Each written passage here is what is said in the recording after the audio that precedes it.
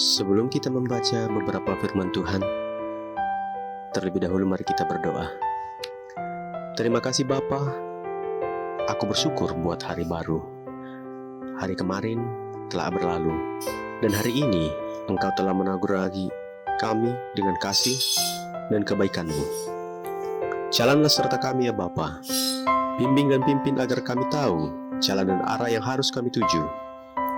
Bapa, kami mengasihi-Mu dan harapan kami penuh kepadamu. Inilah permohonan kami kepadamu yang kami naikkan dalam nama Kristus Tuhan dan Juru Selamat kami. Amin.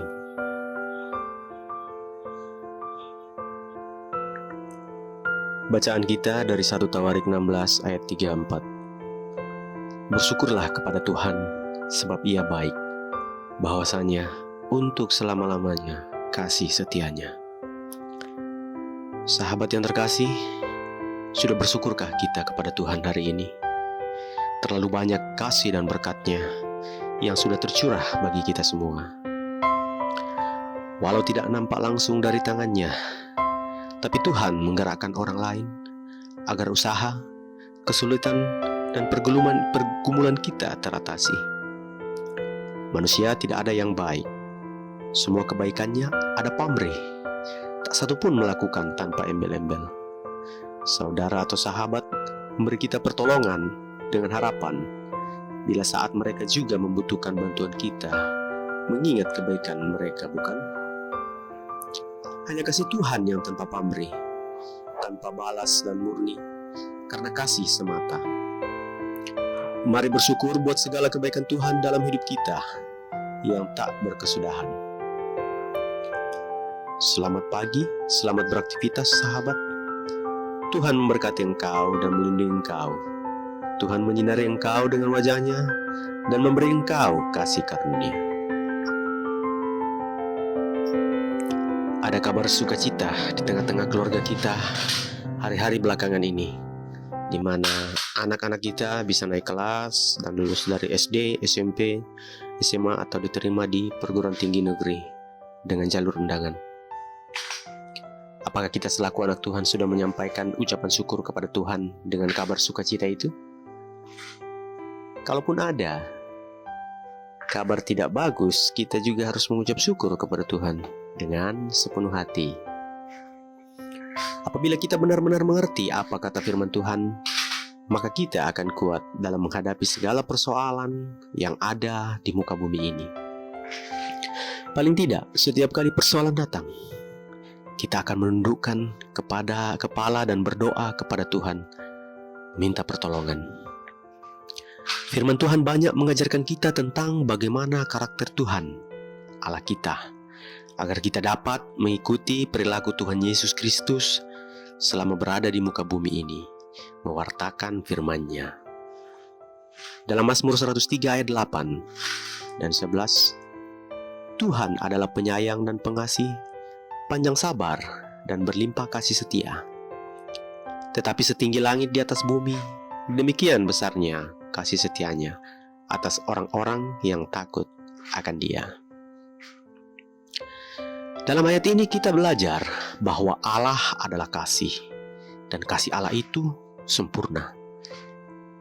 Bila kita mengenal kasih dan memiliki kasih, maka kita mengenal Tuhan, dan Tuhan tinggal di dalam kita. Tetapi tidaklah mudah untuk kita memiliki kasih Tuhan di dalam kehidupan kita, terutama karena kedegilan hati kita. Kehidupan dunia yang penuh dengan dosa dan kecemaran dunia yang merajalela, yang menjadi makanan kita sehari-hari. Tetapi tidak ada yang mustahil bagi Allah untuk kita dapat mengenal dan memiliki kasih. Kita perlu tahu akan kasih dan mengalaminya. Firman Tuhan berkata bahwa kasih itu adalah bahwa Tuhan telah lebih dahulu mengasihi kita, dan bukan kita yang mengasihi Allah. Dan karena kasih yang kita terima dan alami ini, begitu juga kita patut mengasihi sesama. Kasih dari Tuhan yang kita terima dan rasakan adalah berdasarkan iman dan percaya kita. sebab kita tidak pernah melihat Tuhan. Atas dasar itu juga kita mengasihi sesama ciptaannya, berdasar pada iman percaya kita. Kasih Tuhan itu sempurna, dan di dalam kasih yang sempurna tidak ada ketakutan. Dengan yakin dan percaya bahwa kita memiliki kehidupan kekal hingga hari penghakiman. Ketika kita benar-benar mengenal kasih Allah, maka kita akan lebih mudah dalam mengucap syukur kepada Tuhan. Di dalam Alkitab, ada beberapa ayat yang mengajak kita untuk selalu mengucap syukur kepada Tuhan. Berikut ini ayat-ayat dalam Alkitab yang isinya sama, mengajak kita untuk selalu bersyukur kepada Tuhan. Pada video sebelumnya, kita sudah membahas beberapa ayat-ayat Alkitab tentang bersyukur. Kembali dijelaskan di sini. Untuk ayat-ayat Alkitab ada beberapa. 1 Tawarik 16 ayat 34. Bersyukurlah kepada Tuhan sebab Ia baik, bahwasanya untuk selama-lamanya kasih setianya. Mazmur 106 ayat 1. Haleluya. Bersyukurlah kepada Tuhan sebab Ia baik, bahwasanya untuk selama-lamanya kasih setianya. Mazmur 107 ayat 1. Bersyukurlah kepada Tuhan sebab Ia baik, bahwasanya untuk selama-lamanya kasih setianya. Begitu juga dengan Mazmur 118 ayat 1, Mazmur 118 ayat 29, Mazmur 136 ayat 1, Mazmur 136 ayat 2, Mazmur 136 ayat 3, Mazmur 136 ayat 26. Mintalah kebijaksanaan kepada Allah selagi Anda mempelajari kutipan-kutipan Alkitab ini. Allah telah mengilhami orang-orang saleh untuk menulis kata-kata ini. Sekalipun iblis berusaha untuk memadamkannya, secara ajaib Tuhan melindungi kata-kata ini dari generasi ke generasi. Daud adalah orang yang penuh dengan ucapan syukur kepada Tuhan. Ia tahu menempatkan dirinya dengan benar di hadapan Tuhan dan orang lain. Ia tidak mengambil pujian bagi dirinya sendiri ketika ia merayakan kemenangan-kemenangannya. Ia memberikan pujian itu hanya bagi Tuhan ketika ia mengalahkan Goliat. Daud tidak menganggap keberhasilan itu karena kehebatan dirinya, tetapi itu adalah perbuatan Tuhan. Tuhan yang berperang bagi dia, dan bukan dia yang berperang bagi Tuhan. Daud begitu menghormati Tuhan, sehingga ia takut menaruh tangannya pada orang yang telah diurapi Tuhan.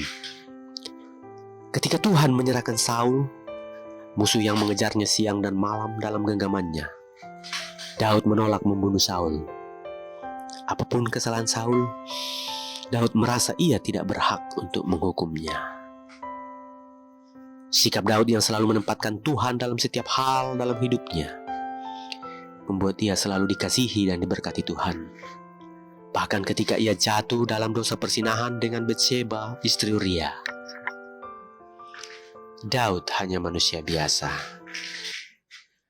Tidak setiap kali ia mampu mempertahankan sikap benar di hadapan Tuhan. Namun ia memiliki sikap hidup yang penuh ucapan syukur kepada Tuhan. Sehingga apapun kelemahannya, apapun kesalahannya, Tuhan bersedia mengampuninya. Kita bisa membaca pengakuan Daud sesudah jatuh dalam dosa pada Mazmur 51. Dan bagaimana Tuhan bersedia mengampuni Daud dalam 2 Samuel 12 ayat 13. Lalu berkatalah Daud kepada Natan, "Aku sudah berdosa kepada Tuhan."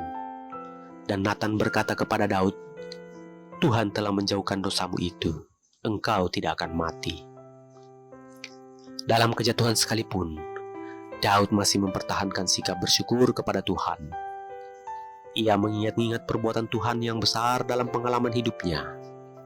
Daud mengakui bahwa semua yang dicapainya adalah karena pemberian Tuhan semata-mata. Sebagai orang percaya, Tuhan adalah pusat dari kehidupan kita. Tuhan adalah pusat dari ucapan syukur kita. Hidup kita adalah hidup yang bersandar kepada Tuhan dan memuliakan Tuhan. Hidup kita adalah hidup yang selalu bersyukur atas semua perbuatan-perbuatan Tuhan dalam hidup kita. Kemudian agar kita dapat selalu bersyukur kepada Tuhan, kita harus memohon dan mengundang Tuhan menjadi bagian dari hidup kita.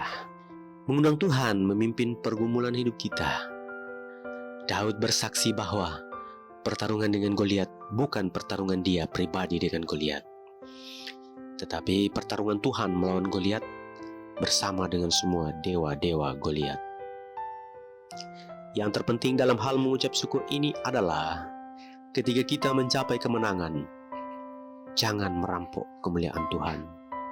Jangan sekali-kali merampok puji-pujian yang seharusnya ditujukan kepada Tuhan. Kalau Tuhan yang membuat kita menang, membuat kita berhasil, maka sudah semestinya kita memberikan pujian itu bagi Tuhan. Dan kita mundur ke belakang agar Tuhan yang dimuliakan. Dan ketika kita mencapai kemenangan dan keberhasilan, jadikanlah itu sebagai monumen, tugu peringatan bagi kita, tonggak iman untuk menunjang pertempuran di masa depan. Membangun tonggak-tonggak iman merupakan bagian dari membangun dan memperkokoh iman kita untuk menghadapi pertempuran iman yang lebih besar di masa depan. Iman kita bukanlah iman yang mandek, bukan iman yang berhenti, tetapi iman yang berkembang, iman yang bertumbuh dari waktu ke waktu. Umat Israel selalu membangun tugu-tugu peringatan perjumpaan mereka dengan Tuhan, agar mereka selalu teringat akan campur tangan Tuhan dalam hidup mereka. Kita pun harus selalu membangun tonggak-tonggak, tugu-tugu peringatan untuk mengingat-ingat campur tangan Tuhan dalam pergumulan hidup kita. Oleh sebab itu, bersyukurlah kepada Tuhan dengan segenap hatimu.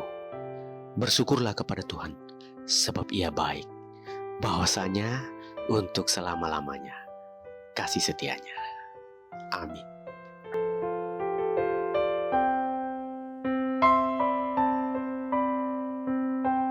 Terima kasih telah mendengarkan beberapa ayat Alkitab. Agar ayat Alkitab ini dapat selalu menjadi pedoman hidup kita dalam menjalani hari demi hari ke depannya.